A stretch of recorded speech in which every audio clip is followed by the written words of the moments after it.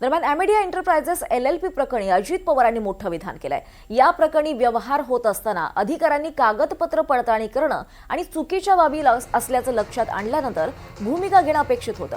अधिकाऱ्यांकडून कारवाई झाली असती तर पुढील प्रकार घडला नसता। अजित पवारांकडून अनौपचारिक चर्चेत ही प्रतिक्रिया देण्यात आली आहे। सरकारनं नुकतंच आणलेल्या महसूल विभागातील एका विधेयकाच्या अनुषंगानं त्यांना प्रश्न विचारला असता अजित पवारांकडून ही प्रतिक्रिया आली आहे। सरकारनं आणलेल्या विधेयकामध्ये नोंदणी आणि मुद्रांक शुल्क विभागात काही तक्रारींची सुनावणी होताना काही वेळा तक्रारी कोर्टात जात होत्या, त्या आता कोर्टात न जाता थेट मंत्र्यांकडे सुनावणीसाठी येणार असं अजित पवारांनी अनौपचारिक गप्पांमध्ये म्हटलेलं आहे। रायगडमध्ये राष्ट्रवादी शिवसेना सुरू असलेला संघर्ष आता थांबायला हवा असं देखील त्यांनी म्हटलं आहे। अनौपचारिक गप्पांमध्ये नवाब मलिकांवरही अजित पवार यांनी भाष्य केलंय। नवाब मलिक प्रकरणी अजितदादांनी पाठराखण केली। आमच्या प्रवक्त्यांची जी भूमिका तीच आमची भूमिका असल्याचं अजित पवारांनी म्हटलंय।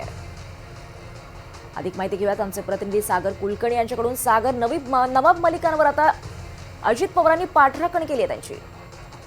एका बाजूला नवाब मलिकांकडे एकतर मुंबई महापालिकेची जबाबदारी राष्ट्रवादी अजित पवार पार्टीने दिलेली आहे, दुसरीकडे नवाब मलिक हा त्यांच्या पार्टीचा चेहरा आहे आणि त्याच चेहऱ्याला भाजपकडनं होणारा विरोध हे जवळपास दिसून येतं की महायुतीमध्ये आता अजित पवार महापालिकेच्या निवडणुकीत मुंबईत राहणार नाही आहेत। भाजप आणि शिवसेना असे एकत्रित मुंबई महापालिका निवडणूक लढवतील असं जवळपास दिसून येतं आणि राष्ट्रवादी काँग्रेस अजित पवार पार्टी ही स्वतंत्र पद्धतीने लढवेल याचा वाद मुळात आहे, चेहरा आहे तो म्हणजे नवाब मलिक।